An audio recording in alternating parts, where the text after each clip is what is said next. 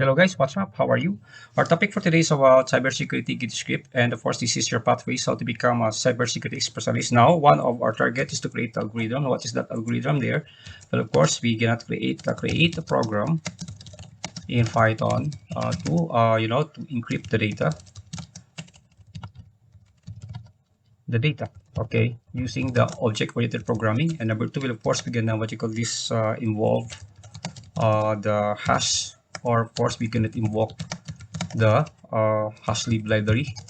Okay, this is very basic. At the same time, we can have store the information of, I'm sorry, inside the list or array. Okay, if you don't know what is a list or array, then you can find it here in my YouTube channel. Let's start and move on. So we have to need to create a program. And before we start this program, it's supposed that you understand how to use the OOP technology. You can, of course, study using Java, Python, and of course, you can check also my JavaScript, lessons here. So our target is to create a program that will encrypt and store the data inside the list. So this is how we create that in OOP. This is to review your skills on how to write your your program in OOP. So we start with the class, and then we have here clip. Okay, this is the title for that. Clip one. This is the class, but you can create your class. Now the next thing is to create the constructor right here. Okay, this is your constructor. Okay, to write the constructor, you have to use the def and then underscore and then double underscore, and then you say self that. Okay, that data one. Now in Java programming, we use this, to create a constructor, just use what? Of course, the name of the main class, and then at the same time, you now declare the parameter here, the name of the constructor. Okay, that's in Java programming. Now let us push that. Self is just like equivalent to this now as part of the property of the data. So self data one equals to data, and then we have here, of course, the members of the constructor. And then what's next? So we're gonna use force. We're gonna define force our getters and setters. So this is about getters, and then we will use banat. Banat stands for sprite, but you can use your own method. And then we use self again here, and then this is how we put the name of the string inside the hash. So before that, we have to import first the import hashlib, and then this is will serve as your library or module in Python. But in programming, in Java programming, that is a class. Okay, let's start right here. So we're gonna use here d equals to, this is an instance variable for that. So we have to use what hashlib, and then md5. md5 is your method, okay, for the hashlib, and then we can use what self one, and then self point data. Sorry. Okay, self point data one, and then we use the encode, and then what's the purpose of this? This is where we use the parameter at the top so that when we describe or name later on in the first part of our code, then we can encrypt the data. So encode is part of the methods coming from your MD5, and then we can use the period. So we have to use open and close parentheses, double period, because this is where the functions come in. And at the same time, we will use what? Here we use the hex digest. Okay, you can use the digest, that's short one to decrypt your data, but here I'm gonna use the hex digest. Okay. Okay, after that, what happened is, of course, we need to print, of course, the data. So print, let's say, data. That's how you print that that encrypted for program. So here we're gonna go back to the main part because Python is more on the indenting part. So we're gonna have to to check our code, and at the same time how to check our code. So we're gonna use what encrypt, or define your objects here. Objects is part of your instance variable. Okay, let me remind you for that. Okay, so now if you want to define your instance variable here, if you're using Java programming, of course, for example, this is your class script, and then you say you have the variable here x equals to new script, and then then you have to put here the string right here. So this is where we serve, of course, the parameter at the top. So we have only one parameter at the top, so we return to the main program. At the same time, we played it along here inside our method in Banat. So clip1 equals to x new clip. That is part of the Java programming, and then that's how you now call and access the modifier, or of course to access the methods, and of course field members of the class and methods of the objects of the class. That's how you do it. Now we will use, of course, the clip right here. So this is in reverse manner. I'm gonna use my name here, Arnold equals to, let's say, clip1, and then you can say hello world. Okay, that's how you did it. So this is where we create our first our objects right here, and this is composed of one parameter only. Yes. And then after that, what will happen is Arnold, and then we're gonna call, of course, our uh, getters, that is Banat. Okay, let's check what will happen if we run this code. Okay, now run the program. Of course, we have the self data one. We don't have the period at the top, so we have to put it right here. Then check it here. Okay, let us check the code. There you have it. So we have here, of course, the combinations of the strings, and then it is hashed into this cryptic data. But if we want to create an impressions, a different impression, we can use the digest right here. This is a bit smaller compared to the hex digest. Look what will happen.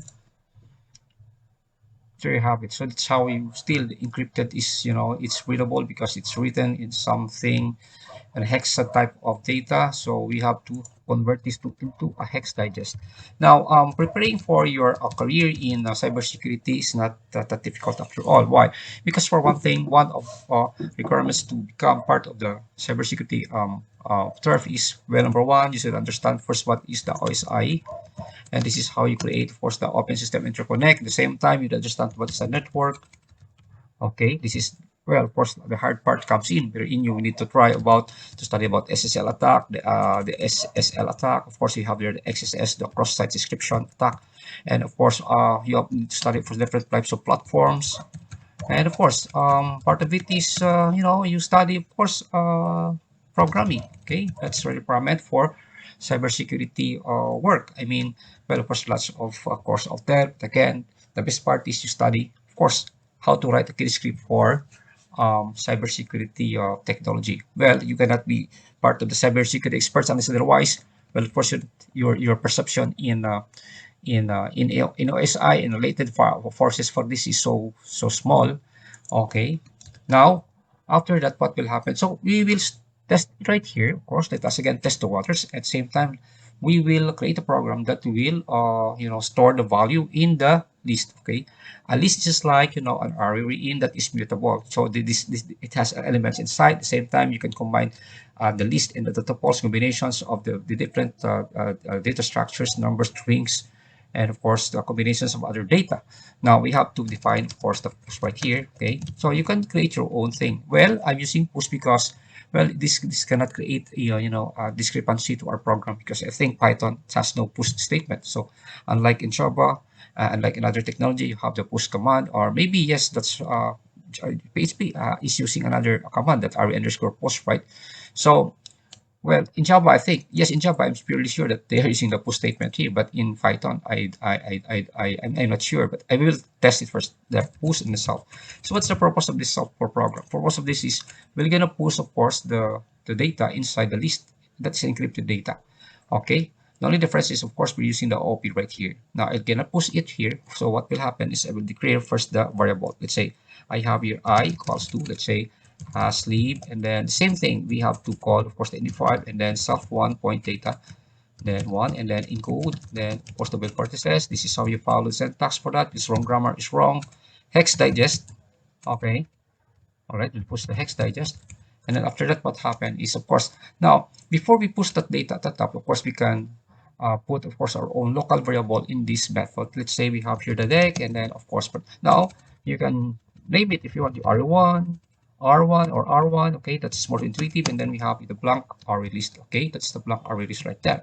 Now after that, what will happen? We're gonna push, of course, the value of this I, because this is already assigned, and of course will read and fetch the information from the top. So we're gonna use our R1, and then one of the methods of your push is to use, of course, the push statement, or we can use the append statement. Okay, in this case, we will use push this data later on in the main program. So okay, now after that, what will happen is we're gonna loop the program, check everything inside the program. You can use for, okay, you can use the while state for, let's say OP equals in range, and then you have to push R1. Okay, this is the array, and then print, and then okay, we're gonna use what, the open bracket, so that it may look like just like a list inside the list. And then we're gonna put here, of course, the P. This is how we represent P in the array. This is your source, and at the same time this is target where we read it. Okay, just like the for each statements. Okay, and then we're gonna put the comma for separation. That is part of your plus symbol when you're talking about concatenation. Now I will add here at the bottom. So Arnold dot, let's say I have here the push statement. Okay, let us call it in it now. So this is the main program. Okay, you have here the hashlib, and then we define the class name crypt1, and then this is the constructor, and then we have some methods here. These are the members of the crypt1 class. And this only difference is the constructor has no name. We need to use the reserved word for the init, that is double underscore init self data. That's how you initialize it. But well, for some, if later on you're gonna use, of course, the public class, let's like this variable. Let's say you create two arguments. Let's say secret. Okay, and then you use it right here. Then you can, of course, instantiate it here. So self that it's not self anymore because self secret is part of the clip1 class. So they have to put it clip1, and then you put here secret equals to secret. Okay, that's how you do it. But again, here will, of course, you need to put, of course, another parameter so that it will match right here. For now, okay, that's only a plan, and later on if you want to play with it, so you can play with this thing. Now let us run this program. As you can see, we have two methods here. We have bannat and push. So just like we're talking, push of data structure, you need to push the data at the top of the stack. So that's how we do it here.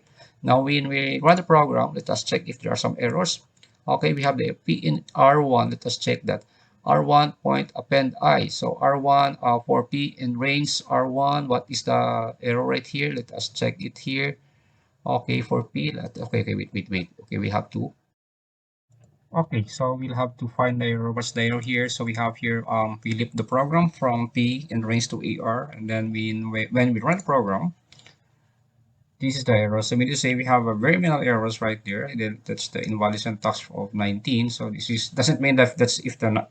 Okay, this is a tip how you modify the program. If the error is number 19, there's somewhere there are some errors somewhere it's right here. But in this case, we don't use the range statement. So this is the error. Okay, for p in range, what does it mean? So here, after we assign this, after we what you call we call or invoke the functions has the point MD5 here, set point data to encode hex digest, and of course after we append it, the purpose of it is to we need to put the double quotations right, just like we're putting, of course, the entire program inside the list. Now, what happens if you run this program? So let us run this program. So the program is enclosed by the open and close brackets. So that's how you do it. So this is part of how you start your journey in your to become a cybersecurity specialist or analyst, because there are lots of things to be understood right here. Number one is you need to understand what is open system interconnect. That's how you use different types of tools, and there are pre-made tools right there in that if you work if you joined in that ball club for being a cybersecurity specialist. And well, our target is, of course, we need to understand how to write a program. Now, if you want to check my previous program, of course, there are lots of pen testing programs that I wrote in this YouTube channel. How I wish that you can visit it on, and at the same time, you practice it. In this case, well, we are using now, a bit advanced type of programming using, of course, the OP in Python. And well, of course, let us review what happened here. We erected, of course, the class, and we have here the library for that, the hashlib, the module, and this is the constructor.